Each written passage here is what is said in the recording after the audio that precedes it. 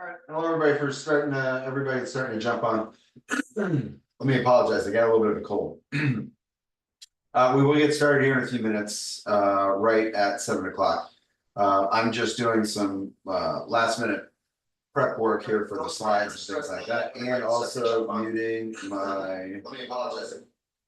All right, take care of that. It also is being simulcast on YouTube, so I just muted that.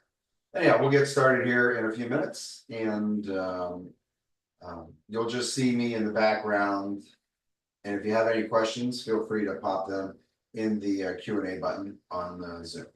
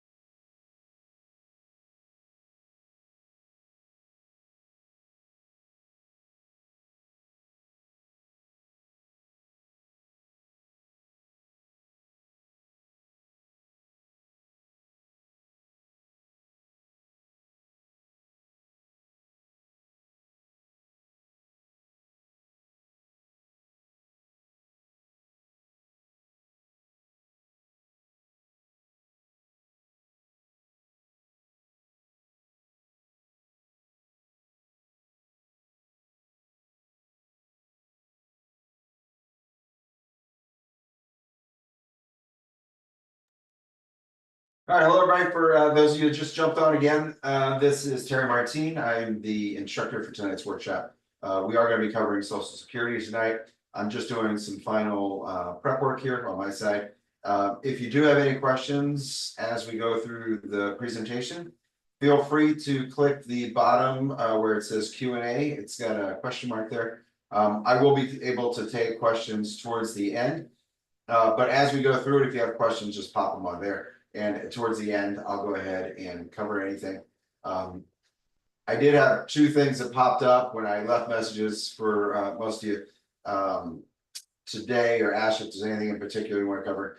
I know I did get some questions regarding the Fed cutting rates by 0.5 point. How's that going to affect everybody moving forward or down the road? And secondly, Roth conversions. I know a lot of folks that have money.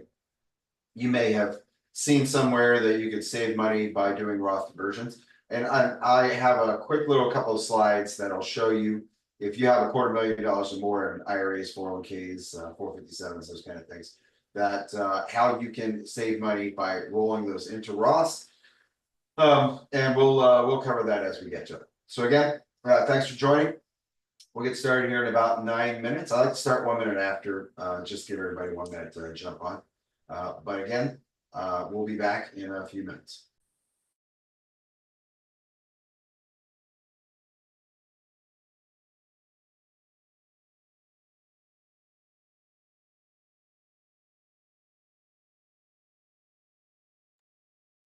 And yes, for those of you who could barely hear me, I do have the mic. It wasn't fully turned on. I got that question already. It is here, but it wasn't pointed towards me. So for those of you who said I need to turn up the mic, you were correct. All right, we'll get started in just a few minutes.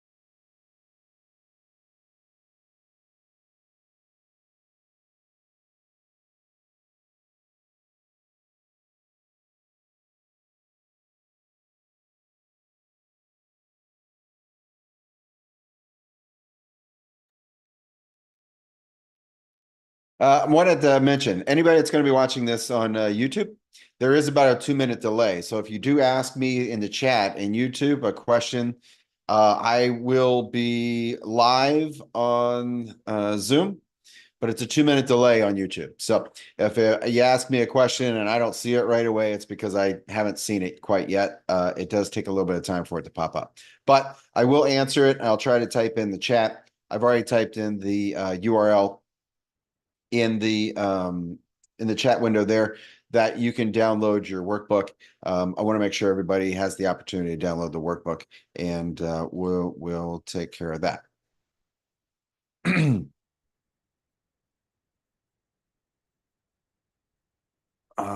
Steve already asked me a question about wife's social security if you've been married. So the interesting thing, and we'll cover marriage benefits, spousal benefits. We will cover that, but you need to be married for 10 years. If you're divorced, you need to be divorced for at least 2 years. But we're going to cover all that. I might end up answering your question a little more detail towards the end, but yes, we are going to cover spousal benefits.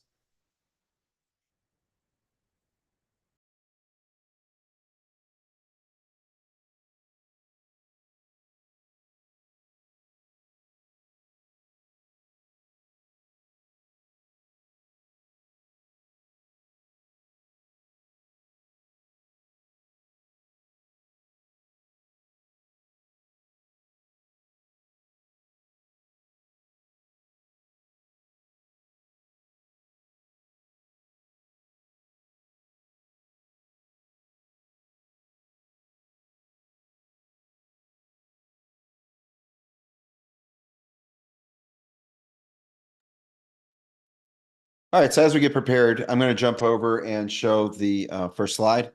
And again, if you have questions, feel free to pop them in the Q&A. And otherwise, we have about 10 minutes towards the end that I will cover questions as they come up.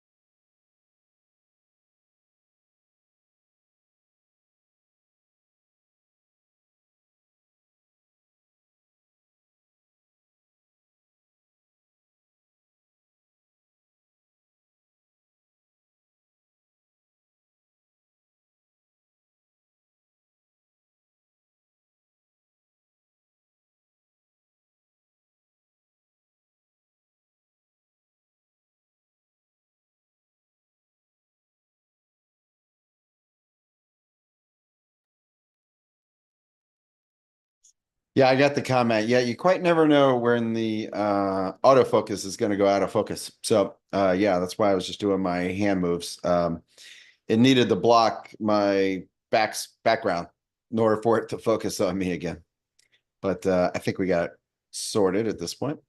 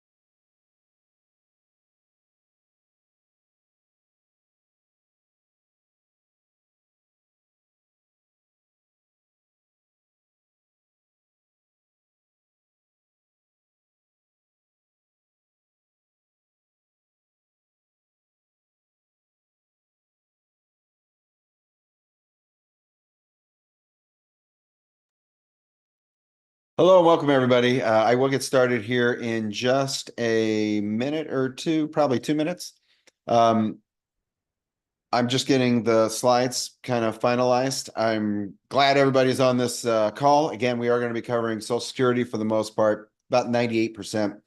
2%, one is that I'll talk a little bit about the Fed rate cut today, how that may impact you going forward, and kind of where we see clients positioning some of their money, moving to be a little bit more conservative. And also, I'll talk a little bit about Roth conversions. I know I got several people ask me about Roth conversions, how it works, why people would do it, and all that sort of thing. They do end up helping you save money in taxes quite a bit. But again, we'll cover that. RMDs now have actually shot up to 73, 74. So it's not quite as bad, but that means that towards the end of your life, if you have a bunch of money that is in IRAs, 401ks, 457s, that kind of thing, you are going to end up paying a lot more, and it pushes you up in tax brackets. So that's why, general rule of thumb, if you have $250,000 or more in IRA money or 403b or 401k, it's best to look. It's not always the case, but it's always best to look and do an analysis to see if it's worth it for you to do Roth conversions.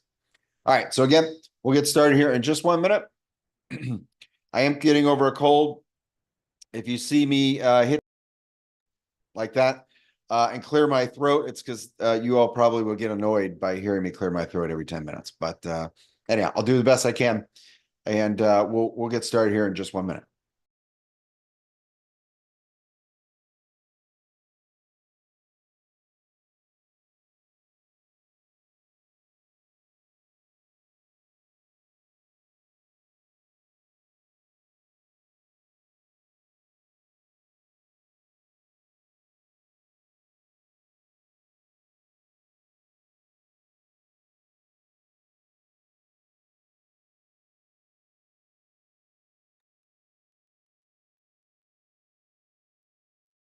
All right, everybody. I think it's time to go ahead and get started. The first is just a quick little introduction. We are going to be covering Social Security for those of you that just joined the call.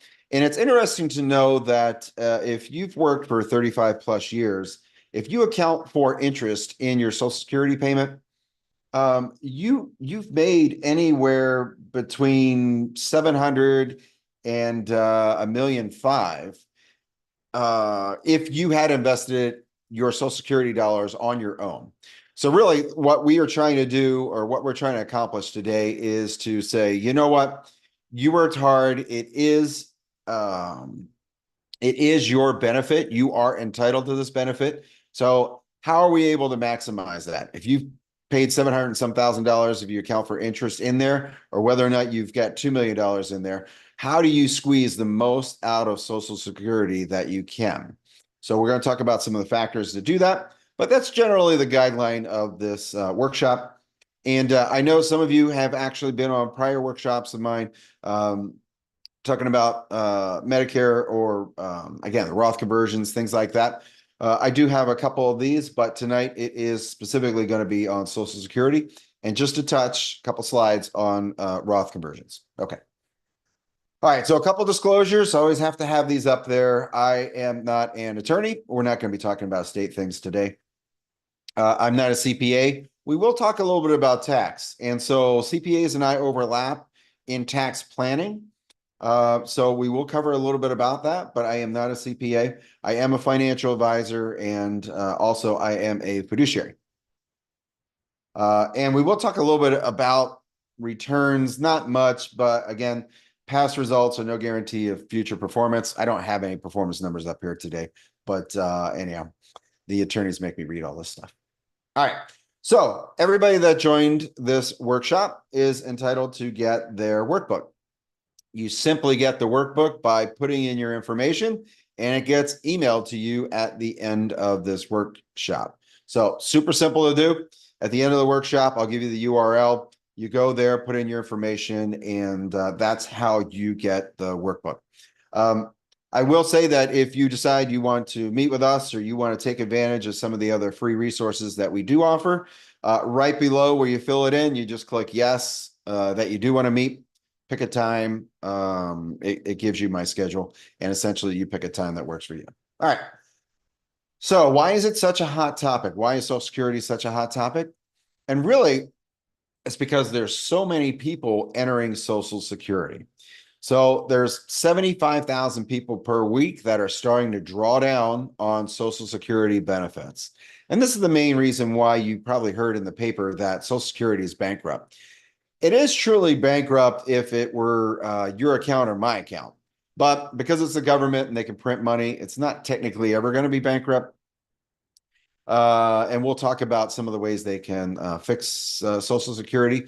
But think of it this way: when you put your money into Social Security as you've been working, or if you're still working now, the money you put in today goes to fund your neighbor's Social Security benefit, right? So for every dollar you throw in there, it's not earmarked for you, which some people think. It definitely is not earmarked for you, but it goes in, gets spun around, and then shoots out the back door and pays all the other Social Security beneficiaries that have applied and are active in the system.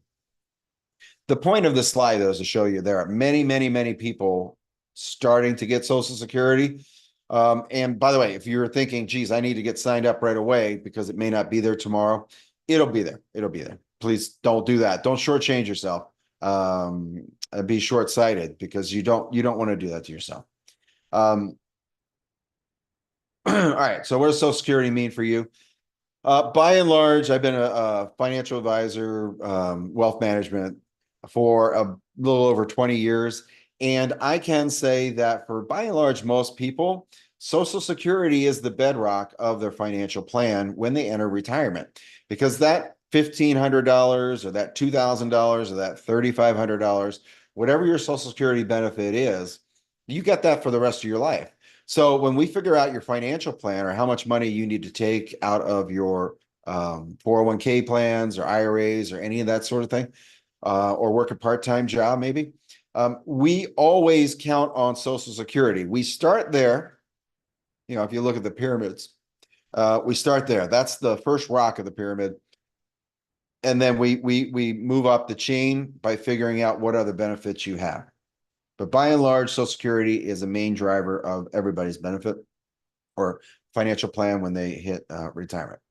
All right. So the next piece here is that in, 40 years ago, 30 years ago, most companies had pension plans. AT&T, if you went to work for IBM or any of the big companies, you had some sort of pension plan put in place for you. So, I mean, between Social Security and your pension plan, things weren't too bad. However, most corporations do not have pension plans.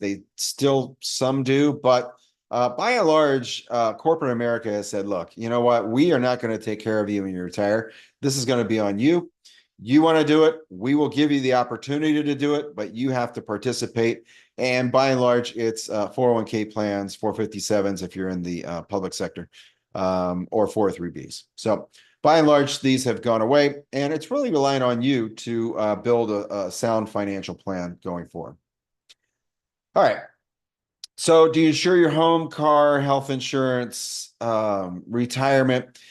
Think of Social Security as your insurance policy in retirement. And that's really again, you're going to start with a benefit. Whatever that benefit is, that benefit plus cost of living increases is going to last you the rest of your life. We need to make sure that we are maximizing that because there's no do-overs when it comes to Social Security. There is one small one. Out of 20 years, I've never seen anybody do it. One person tried, wasn't able to do it. All right. So the reason why we want you to make sure we're maximizing that is because you're going to live a long life. If you're a married couple, 65 years old, you've got 50-50 chance here of one of you living to age 93. So that's a long time. You want to make sure that you plan for a longevity in retirement. So I always like putting the slide up here. It is kind of fun. Luckily, I haven't had to change it anytime soon. But this lady, she is 117 years old. So if she was short-sighted and just took a small benefit when she could get a higher benefit, she obviously was a lot better off by taking Social Security later than sooner. So again, our focus today is going to be on the benefits strategies for married couples, divorced couples, and also if you are a widow or widower. We're going to talk a little bit about that. And Social Security, our conversation wouldn't be complete if we didn't include taxes. Okay. So maximizing Social Security is one thing, minimizing your taxes is another. So one of the strategies we're going to talk about is how to pay the minimum in taxes. Because for every dollar you don't pay the IRS is another dollar you get to spend on your retirement. So that's super important. We're going to cover that here at the end. So how do you qualify? You had to have worked for somebody that's paying into the Social Security Administration for you, some sort of job. There are government jobs that do not pay into Social Security, but by and large, majority lion's share of folks do get go into money. Their money does go into Social Security. You need 40 credits, and so what is a credit? It is 10 years of work, but it is for every quarter that you work that you've earned $1,510 or more. So if you work a seasonal job and let's say you get the summers off and you only work 9 months of the year, you are not accruing 4 credits per year. You're only accruing 3. So it's important to know that. If you ever log into ssa.gov, you'll be able to see that on your statement, how many quarters and if you are qualified or not. In addition, they are going to pay you on the highest 35 years that you have been working, and they're going to true that up for inflation. So if you worked in 1980 and you earned $20,000 that year, roughly it's fivefold. So it's roughly $100,000 when it's adjusted for inflation. Again, that's an approximate number, but you need to know that you take all the history, all your work history for 35 years. They take the highest 35 of those, and they're going to adjust all those years for inflation.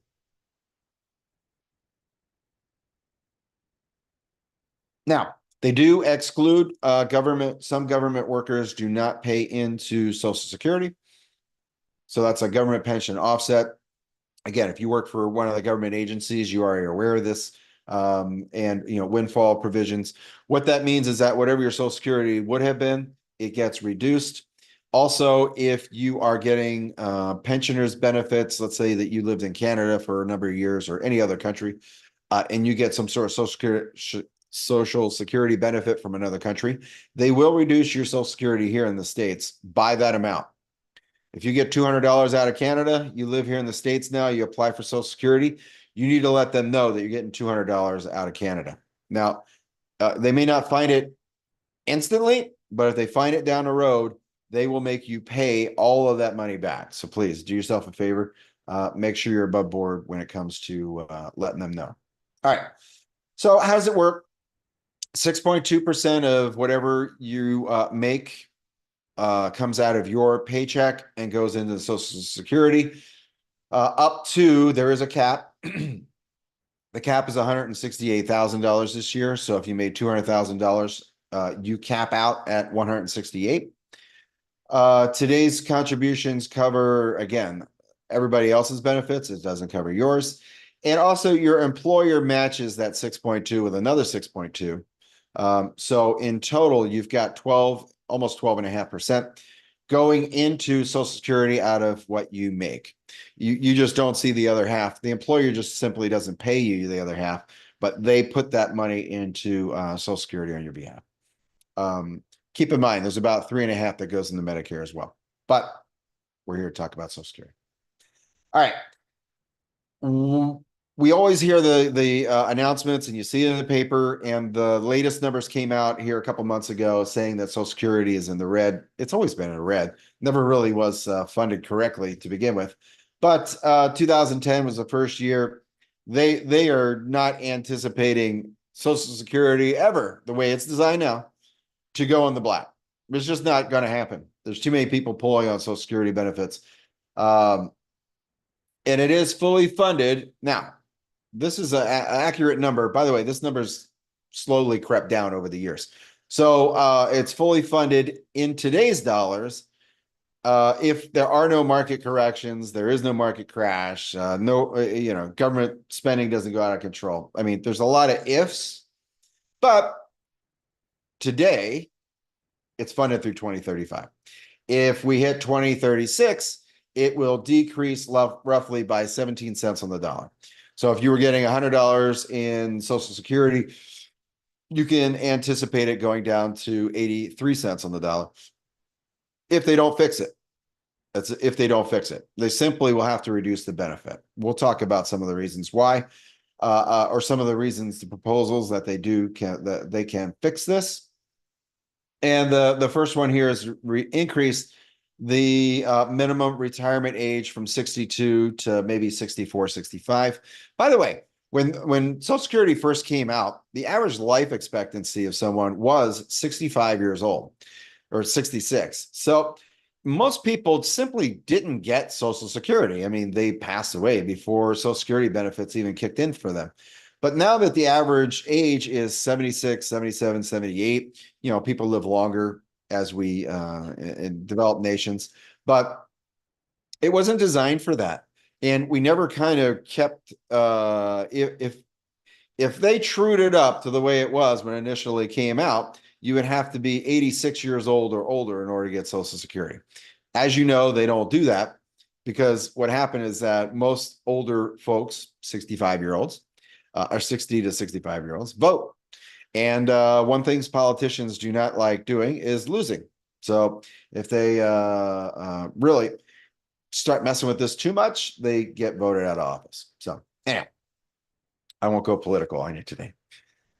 Increased forward retirement age. It is 67 now. If you were born 1960 or later, they could make that to age 70, 72. Increase the payroll tax. Again, 6.2% comes out of you and I's pocket. 6.2 comes out of your employer's pocket. They could increase that to some degree. I know they love increasing the employer before they increase the employee, but really it's your money. Whether they do it on the employer side or they do it on employee side, it doesn't matter. You're simply not going to get it. It's going to come out of your pay. So, and they could reduce benefits. By and large, they're going to have to do some sort of, they'll do some sort of hybrid between these. They do have to fix it, but they will have to fix it here between now and 2035. So the clock is ticking. And by the way, we have a big market correction. That number could be as soon as 2030. So I've seen some projections that say 2030, and that's not too far down the road. All right, so how are they determined? Again, we're going to use simple benefit here. We're going to say at 66, you get 100%. Yours may be 67. I'm just using this for illustrative purposes. But to show you, at age 62, you would get 75% of your benefit. So let's say you get $1,000 when you get your full benefit. And this is what they call PIA, or primary insurance amount. That's the amount you get when you hit your full retirement age. Again, PIA is the term. Now, let's say it's $1,000. Like I say, you turn 62 and you're like, you know what? I'm going to hang my spurs up. I'm going to call it a day and retire. Well, that's all fine and good, except you now have reduced your Social Security amount by 25%. So you will get 750 versus 1,000. Conversely, if you say, you know what, I'm going to go ahead and work to age 70, you now get $1,320 versus 1,000. So every year that you wait, it equates to 8% increase. Now, I will make a clarification here. Although it is 8% per year, it's broken down per month. It's actually every month you get 1/12 of 8%. So you get about 0.6, ish ballpark per month that you wait. Okay. It's not, you don't have to wait till your birthday. I get that question a lot. You can just retire whenever you want, and it's prorated for the month that you retire. All right. So there are 3 Social Security benefits. Again, retired worker benefits, that's your own retirement benefit. Spousal benefit, that's the benefit that you're going to get if you're going to claim your spouse's benefit. In essence, you get half, but there are some rules around that as well. and widow or widower benefits, and it's to provide Social Security benefits for your spouse. Okay. So the Budget Act of 2015, there were a couple of little tricks people were able to do, file and suspend, some other things that were able to get more out of Social Security. Social Security said, you know what, this is a government program. We don't like tricks. They basically wiped all those out. So you can no longer do that.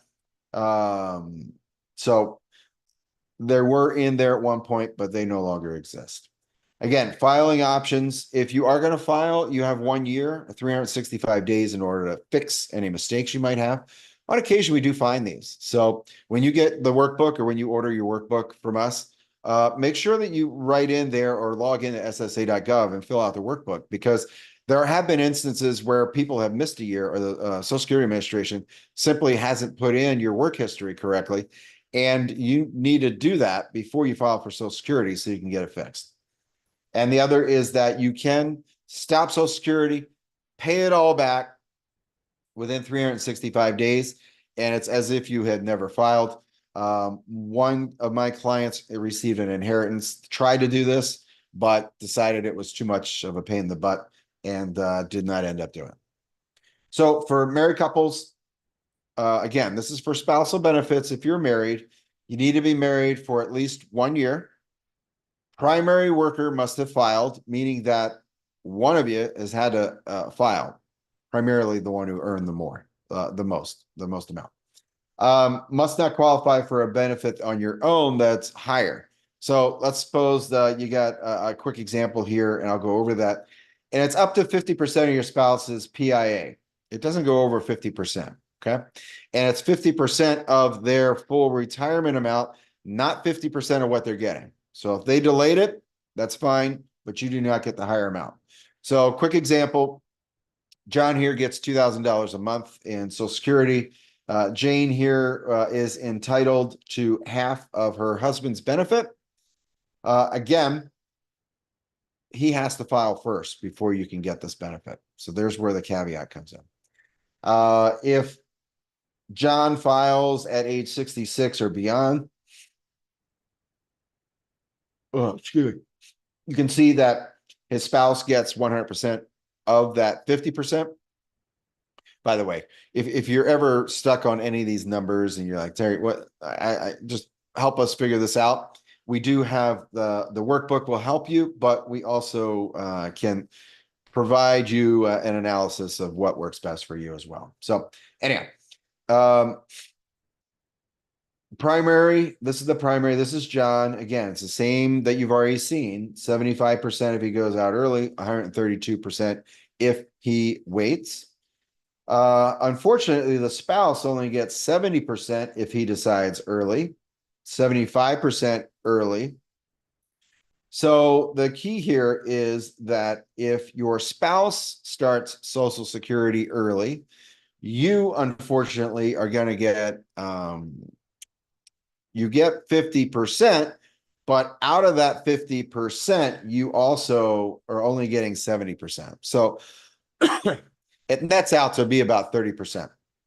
Not advantageous. If you got a spouse and you're going to be filing spousal benefits, it's best to get an analysis done for somebody that knows Social Security, because you definitely do not want to shortchange yourself in this respect. Conversely, if John waited, you see his benefit goes up. Your benefit as a spouse does not. Okay, this is what I was trying to refer to before. Your benefit as a spouse does not go up, even though John has decided to wait. So sometimes we have to weigh those things out for everybody. All right. Excuse me. Survivor's benefit, that's the benefit you get if your spouse predeceases you. And you can get your own benefit, the benefit of the deceased, or 82.5% of the deceased amount if they filed early. Remember, the Social Security Administration does not like it when somebody files early. It not only decreases the amount that you get as the one that files, but it also affects your spouse and or the widow benefits too. We'll talk about that here in a second. All right. Some of the common mistakes we see is that the higher wage earner files early.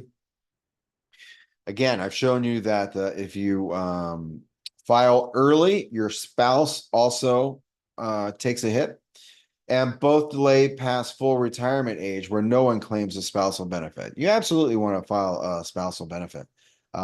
It does max out, and you do end up with money. And the break even on that is sometimes in your late 80s before you break even. If one of you takes it at full retirement age, the other can delay. But by and large, if you've got two substantial benefits, we always try to have somebody take theirs first, one of you, one of the two, if you're married, and delay the other one. All right. So if you are divorced, you have to be married for 10 years or more. You cannot be currently married. You cannot go out and get divorced and then get remarried. You will disqualify yourself from this benefit. Same benefit amounts and reductions apply for early claiming as they do for regular spousal benefits. In other words, you file early, there's less, you'll get less. All right. And independently entitled, you have to be divorced for 2 years. Sometimes this tricks people up. I had a CPA argue with me about this one time. No, they just got divorced. She was trying to file for his benefits because they were divorced. I say, well, you're going to have to use your own money for 2 years. And the attorney, not attorney, but the CPA is like, no, she's able to qualify for that. Anyhow, I know different. I said, well, good luck with that. He eventually called me and said, oh, you know what? The person's got to wait 2 years. I go, yeah, I know. But 2 years, that's key. Don't get divorced and think you'll be able to file for benefits right away because you have to be divorced for 2 years. All right. Common questions we hear about those that are divorced. Divorce benefits affect the current spouse. No way. The current spouse, they don't even know that you filed unless you're still on talking terms with the spouse. So that does not affect your benefits one bit. Is your ex-spouse notified that you are taking half of their benefit? No, the ex-spouse doesn't get notified by the IRS either. So it's kind of one of those things that the spouse doesn't know unless you're talking to them and doesn't see it, and it doesn't affect their payment either. So none of that affects you, and it doesn't cause any friction, which is what most people are worried about if you file on your ex-spouse. All right, so if you're a widower, you get some special provisions here, which are important to know. First is that you can file when you're 60 years old. So you don't have to wait until you're 62 to file for widow or widower benefits. You can file at age 60. Unmarried, you cannot get remarried before age 60. Again, there are some wrinkles in these things, so you need to be aware of that. And you need to be married for a minimum of 9 months. There are exceptions to that. If a married couple goes off and let's suppose he's in the service, right? He goes off to war, gets blown up. They've only been married a month. They do make provisions for that. What they're trying to avoid here is if you're on your deathbed, you're 90 years old, you get married and you pass that off to somebody else, and they do not like that, and they will deny that. Okay. So I see that Kim, you had a question. Do me a favor, if you click on the Q&A button, type in your questions as we go, please. And then I'll answer them. I allocate about 10 minutes towards the end of the presentation, and I'll go ahead and answer those. So I know that you just popped your hand up and had a question, but if you could just pop that in the Q&A, and I do have time in the presentation to address those. Okay, thank you. Here's a client example. John never elected. He's 64 years old. And I want to show you the purpose of this is to show you kind of what can you do? I mean, what are the strategies if you want to maximize your benefit and you are a widow or widower? Jane was 5 years younger when John died. She did not get remarried. Okay. Remember, that's one caveat to this is that you can't get remarried. And Jane's estimated benefit on her own, because she obviously qualified for Social Security, was 1,197. So we say, okay. So Jane comes to us and says, Jane, or Terry, I've got the situation. What can I do? We say, okay, you've got three strategies here that we could follow. First strategy is that you could file for widow benefits at age 60. Keep in mind that she's filing at age 60, right? So there's one should be aware of that. And she could get $1,537 benefit. So we're going to estimate her life expectancy to be age 85. So her total benefit is 461,000 by filing for widow benefits. We say, okay, that's not too bad. You're getting $1,500 a month. And also you're able to get that at age 60. So we say, okay, there's strategy number two. There's three total, but the strategy number two is that you file for retirement at age 62 and you get your own benefit. Okay. She was entitled to a benefit at 62, a lower benefit of $1,197. And then when you turn 67, you switch over to the widow benefits and you are now getting 2,150. So now she's able to increase from 460,000 to 530 or almost 540,000. So about a $70,000 increase. Or say, okay, that's pretty good. You're able to get $70,000 more out of retirement, Social Security. And say, now there is a third strategy.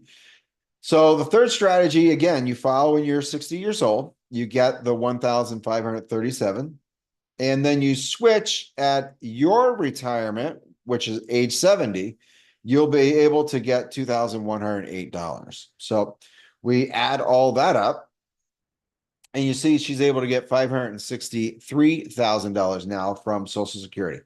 So she could either pick A, B, or C, but obviously when we do this analysis, she would want to pick option C. It's about $100,000 more over 20 years that she'll get out of Social Security. Again, this is some of the analysis that if you want to take advantage of, this is a free resource that we will put this together for you.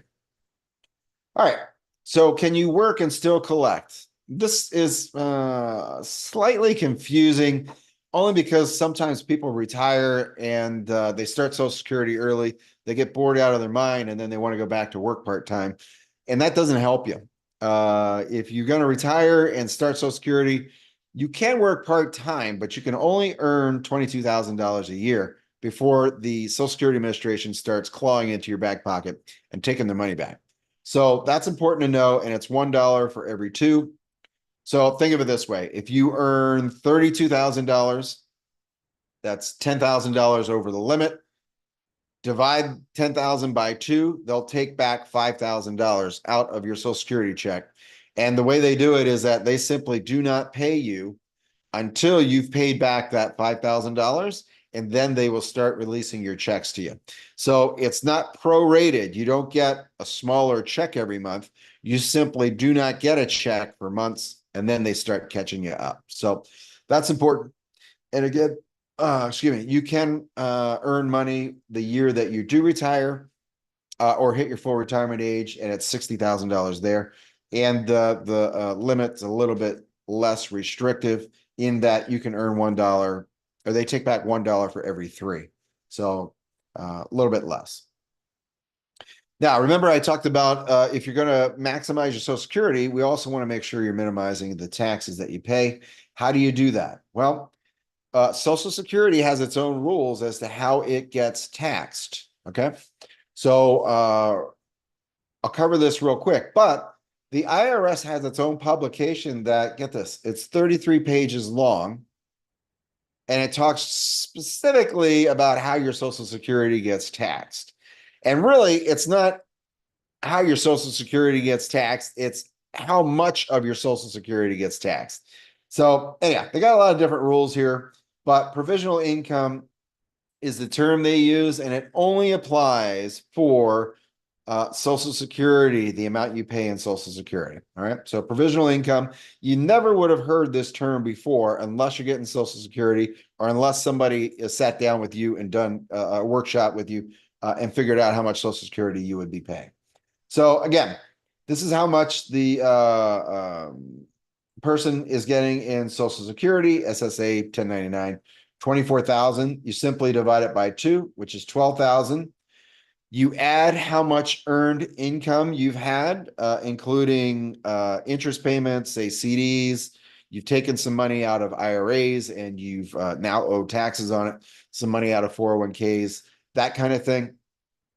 You put that and you add the two together and it equals $30,000. So I'll show you in the next slide kind of where that falls in line. But I want you to understand that the rules are different on this provisional income, meaning that if you were taking money out of Roth IRAs, and again, this is why I cover Roth IRAs in this particular section on taxes, is that it does not count. So that $18,000, if that $18,000 came out of your Roth IRA, guess what? That 18,000 now is a zero. So then you only have $12,000 to show for provisional income. Now, the reason why I say that is because $12,000 is under the $25,000 threshold if you're single, which means that you pay zero in taxes.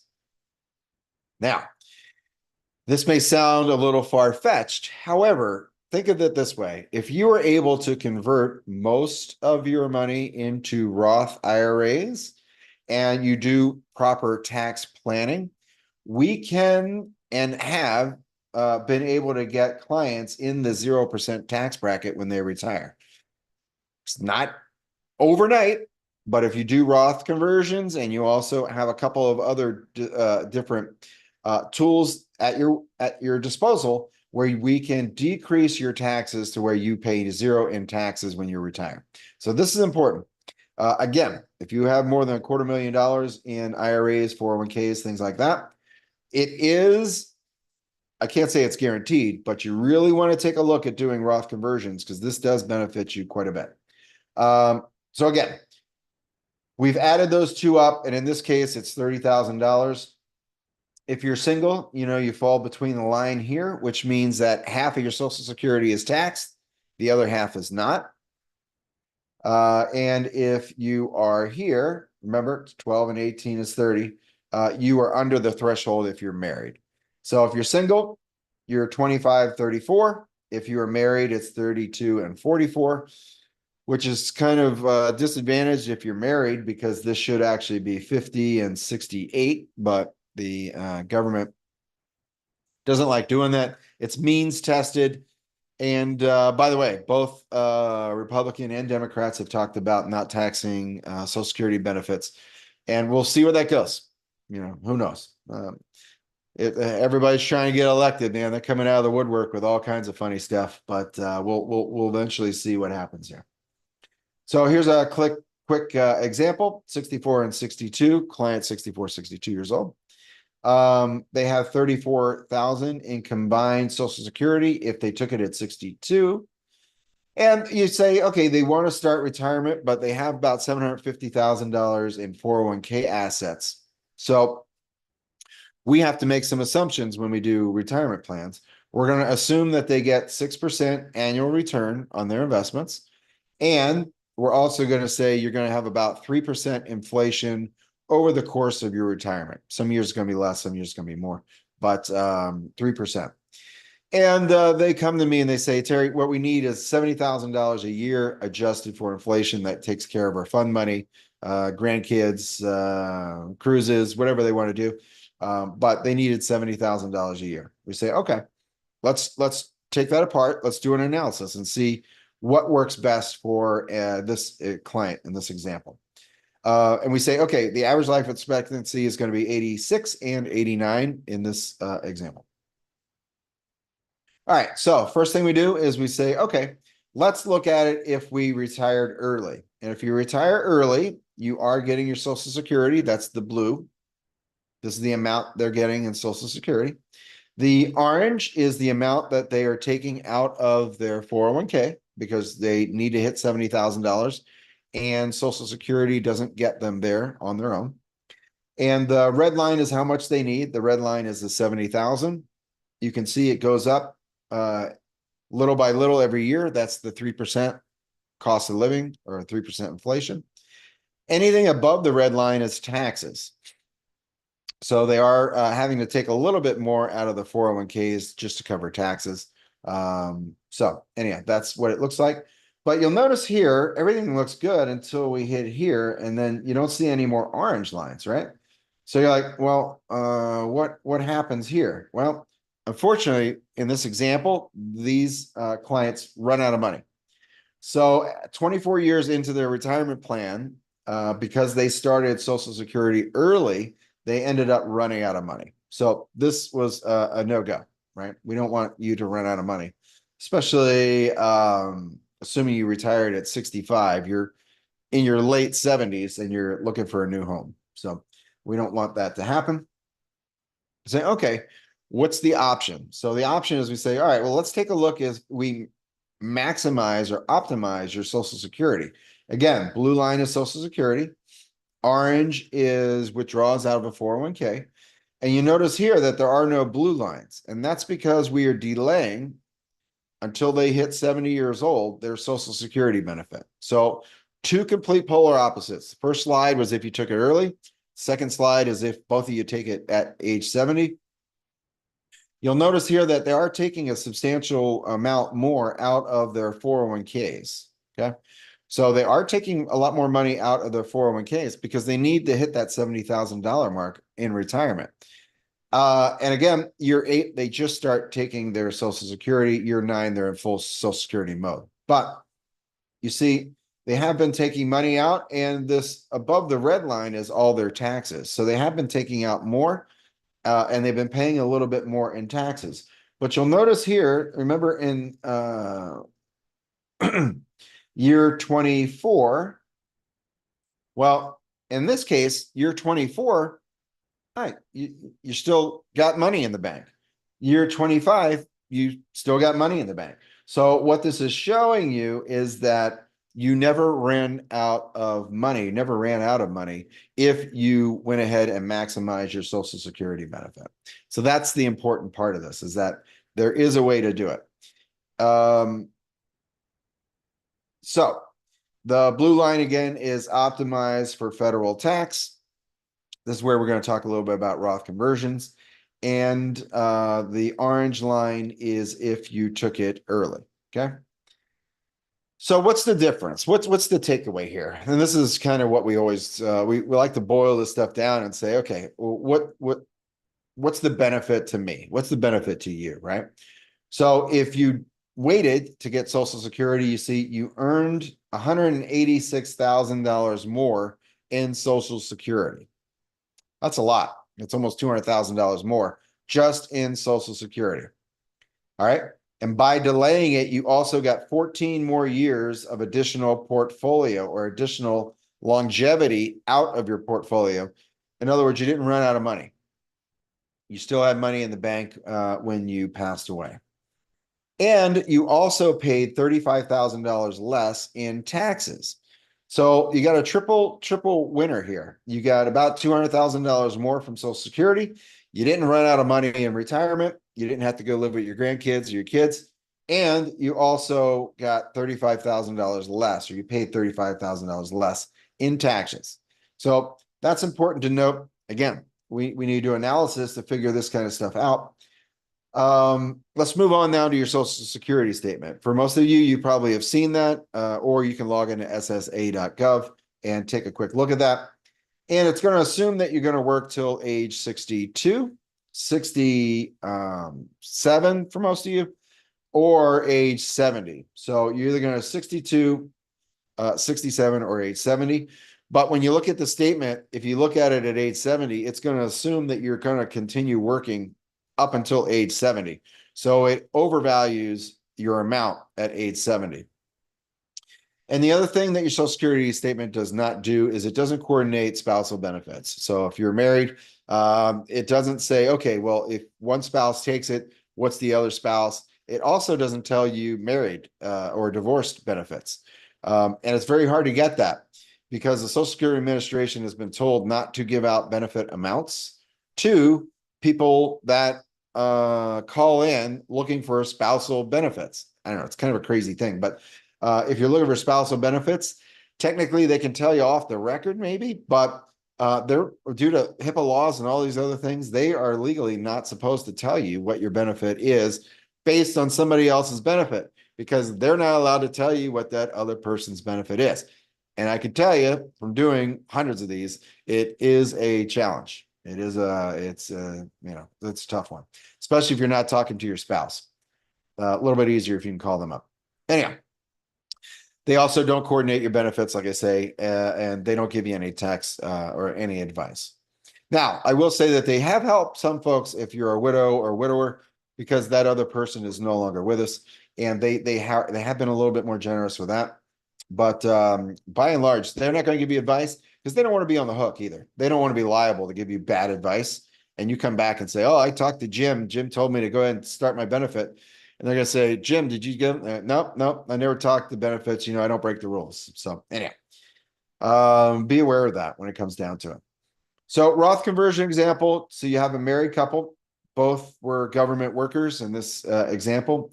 They did not need any investment income. Their pensions and Social Security covered what they needed. They had about $1.3 million in IRA money, actually 457 because they were government workers, but they had about $1.3 million combined.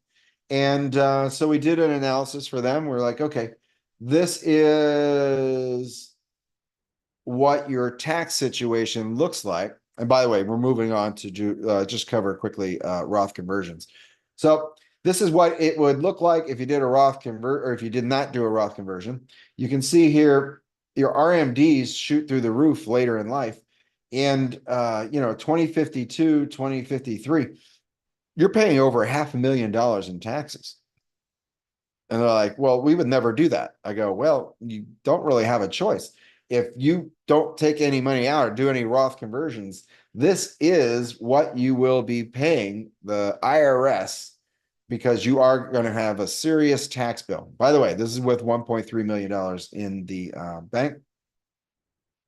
So we say, well, what does it look like if we do Roth conversions? We say, okay, let's do an analysis of it. The red line down here is more that they would end up paying more in taxes by doing Roth conversions. So as you can see, it's just shy of $100,000. So we are moving a sizable chunk every year as a Roth conversion. But you'll see the tax decrease is all in green. So although we are front loading, and that's really the term we use, is front loading the taxes by doing Roth conversions, you can see down here in year 2036, 38, I mean, you're saving hundreds of thousands of dollars in taxes. You say, okay, well, I mean, that looks pretty good, but what's the net of that? Are these green bars, does that equal more than what you were paying currently? And when we do the analysis, it turns out, yes, they do, that they actually would save approximately $1 million in their lifetime by doing Roth conversions. It's just simply $1 million less that they would pay in taxes by front loading their retirement. Again, they have to front load their retirement and pay a little bit more upfront. And it saved them about $1 million. By the way, this works all the way down to about $250,000. So if you got $250,000 or more, you want us to do this analysis for you, it does help you quite substantially. You can see that this is quite a big benefit. All right, so you say, all right, I kind of like the Roth conversion stuff, but how do I get the Social Security workbook? We're going to give you the URL here in just 1 second. So you all are entitled to this. This is something that you signed up for when you either saw our workbook ad either on YouTube or Facebook or wherever you saw it. You are entitled to get that. But what it does is that if you decide that you want the workbook, but you also want to personalize analysis on your Social Security, Roth conversions, things like that, we are going to give you an individualized Social Security analysis.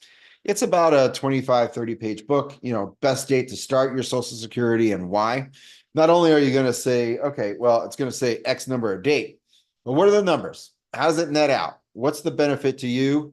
And if there is a monetary benefit, how much of a monetary benefit is it and why? Okay, so that's important to know. you're making this one-time decision. You should really know how to best maximize that benefit. So again, we'll give you the Social Security analysis, and a couple of things that are in there is it's going to visually show you the benefit and the break-even date. You say, well, Terry, I don't have longevity in my family. How long do I have to live in order to break even? It is going to show you that. It's going to give you this graph here. If you start at age 62, and the blue line is if you waited to age 60 or age 70, and where those two lines cross, usually about 77. If you live past 77, you're better off by waiting for your benefit. And if you pass away prior to age 77, you're better off getting it early. You say, okay, well, what if I wait till my full retirement age? Again, it's going to do these crossroads for you and give you this analysis. Not only that, but we're also going to do the income plan, show you where your taxes are, how much money is coming out, and why, So that's the important thing. And if you are going to make more money by planning appropriately. So again, you get your Social Security analysis, you're going to get your break even. If you're married, it is also going to show you, it's going to show you a combined benefit, or it's going to show you the best benefit between the two of you. All right. So this is important. Coordinating a benefit with a spouse, sometimes that can get a little bit confusing, but you really can maximize it quite a bit. Because remember now, if your spouse predeceases you and their benefit was higher than yours, now you get their benefit. So if the benefit was 3,500 and your benefit was 2,000, we want to make sure that you are going to qualify or file and get your spouse's benefit, which is the higher. All right. So if all this analysis did was show you how to increase your Social Security by $50,000, $60,000, would it be worth it to have it done? Doesn't cost you anything. This analysis is free. If all we did was potentially save you thousands of dollars, like we showed this one couple, they couldn't believe it. By the way, that couple had never really talked to a financial advisor. They had done great. They had invested their money. They invested it for 30 years. It accumulated to $1.3 million, but they just simply didn't know because they never had talked to an advisor. And without talking to an advisor, they wouldn't know to do any of these Roth conversions. So again, if we could save you, look, this is $1 million in that example, but if we're able to save you, say, $200,000, wouldn't it be good to take a look at doing Roth conversions or have an analysis done as well? So this is what you're going to get. You're going to get Social Security analysis. You're going to get the workbook. You get the Roth conversion guide. And we also will show you at the bottom of the form. First off, all you have to do is go to maxoursocialsecurity.com. If you go over to maxoursocialsecurity.com, put in your information, and this is where you click yes or no if you want to meet with us. If you click yes, that takes you to a calendar where you can pick a time. If you click no, then you do get your Social Security guide, no strings attached. It will be emailed to you, and that's pretty much it. So we do have about 10 minutes that I can answer phones. Let's see, what time is it now? All right, so I went a little bit over by 2 minutes, but for the next 8 minutes or so, I will answer questions. And all right, let me go ahead over here to the Q&A. And by the way, if you are on the Zoom call, just click Q&A. You can pop your questions in there, and I will answer them from the Q&A. All right. Oh, yes, I did. I forgot. I was going to mention about what 50% basis point cut by the Fed. All right. So most of you may have known or followed it today. The Federal Reserve cut interest rates by 0.5%. What this means is that if you are worried or concerned, or your financial advisor is saying, hey, look, let's get some of this risk off the table. You're taking too much risk. Remember, as you get closer to retirement, and by the way, if people in 2007, they learned this the hard way, right? Right now, the market is up. It's kind of soft right now. It's not really the best. But let me ask you this, what do you see on the horizon that could really just solidify the market and it shoot up versus what is on the horizon that could potentially take the market down by 20-30%? So a couple of things that you need to always look out for are people that are filing for bankruptcy. Those numbers are up substantially. How many people are defaulting on their car loans and credit cards? Those two kind of go hand in hand. They're up almost double from what they were. And also foreclosures. Now they have been inching up. They haven't started really hitting a lot of foreclosures yet, but that means that the economy has basically squeezed as much cash and they've maxed out their credit cards. And this is where you see people on the ropes. Once they see, or once you start seeing layoffs, these people start defaulting in droves.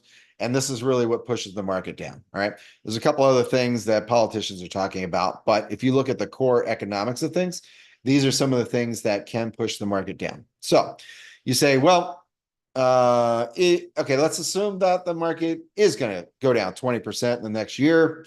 Maybe between now and the time the election rolls around, who the heck knows? There's all kinds of craziness going on, but go war at Russia. There's all kinds of not innocent.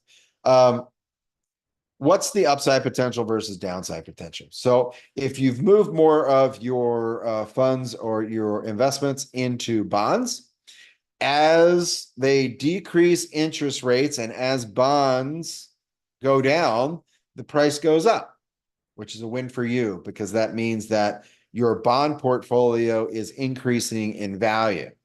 Okay, so that's important to know. Your bonds increase even though the Fed is cutting rates. So if you're worried about the market, my suggestion is, and again, this is where I say past performance and all that kind of fun stuff. But if you are worried about it, you really should talk to a financial advisor or your financial, or if you're managing your own funds, and just be cautious.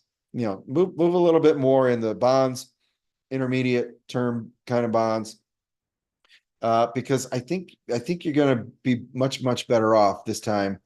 Maybe it's 6 months from now before the market decides to burp, or it could be a year. But there's not a lot of things that will push this market higher until we get a few things settled. So anyway, that's my take on that. And again, I've been moving some of my clients out of riskier assets and more into intermediate term bonds. So I did get a question. Every once in a while, I throw out an email. It must have been somebody that's come to a past workshop. So yes, the interesting thing, if you look at some of these foreign countries, they are teetering on defaulting on a lot of their pensions and things. I mean, a lot of these countries, if you look at it, we're kind of the cleanest shirt in the dirty laundry, but everybody is in the dirty hamper because most countries now have issued so much currency. There's not a single country probably there's not a single country that is looking to pay off their debt. Look at the US. I mean, look at how many trillions of dollars we are in debt. There's just no way they could ever balance that. They're trying to balance the way they can do it. But essentially what you end up doing is you end up getting inflation because you end up just printing more and more money just to service the debt. And the only way to get out from under that is to default on the debt. And who owns most of our debt? Well, it's our own government. So it's kind of a weird, incestuous kind of thing. But our government is the largest single U.S. Treasury bondholder that there is. So, and by the way, China used to hold a lot of our bonds, but they are selling them and getting rid of them because of the turmoil we've been having with foreign entities as well. So I don't want to get too far afield with that kind of thing. We're here to talk about Social Security. So yeah, that's my take on it in 2 seconds. Let's go back and the Roth Conversions, yes. There are two different ways you can do Roth conversions. Essentially, what you're trying to do is you're trying to minimize the tax while you're in retirement. If you're able to take most of your money or the majority of your money and put it in Roth conversions, you simply would not have to pay any tax in retirement. Now, it's not available for everybody because some people are getting pensions. For instance, I work a lot with school teachers. You know, a lot of the school teachers, because it's government work, they do get pensions. And if they get a pension of $40,000, $50,000, I mean, you saw on the sheet there that you simply still have to pay taxes on your Social Security. But if you don't have a pension and you have all your money in 401ks, IRAs, things like that, you can do conversions and not have to worry about taxes the rest of your life. So again, I'm making a blanket statement here. You'd have to do an analysis to see if it makes sense for you, but by and large, you can. Yeah. Oh, I'm sorry. Somebody asked me, where do I get, or where do you go to get the workshop or the workbook? If you go into the chat, if you are on Zoom, you can cut and paste the maxhoursocialsecurity.com. Actually, let me go ahead and repost it here. It's maxhoursocialsecurity.com. This is the URL right here, maxhoursocialsecurity.com. If you do want to get the workbook, again, you might as well get it. What it'll do is it'll kind of force you to go ahead and pull out your statement and just verify that all of your income for all the years is accurate. Again, you want to do that before you start Social Security, because if you're in Social Security, it's a year has passed and they made a mistake, they warn you. They warn you and say, hey, look, you got a year to fix it, 365 days. Make sure you get that fixed. I have had a client for 2 years while she's working, was not in her Social Security statement. So we had to go back. She had to get her tax statements, send them in to Social Security. They were able to fix it, but she did it prior to filing for Social Security. So again, it is important that we do that. All right, so I see it's 8 o'clock. I do appreciate it. If I didn't get to your questions, I apologize. I do try to wrap things up and give everybody, one solid hour. If you are interested, again, please go to maxhoursocialsecurity.com. Go to the bottom there if you want to get your free Social Security analysis, Roth conversion, things like that. Just click on the yes button.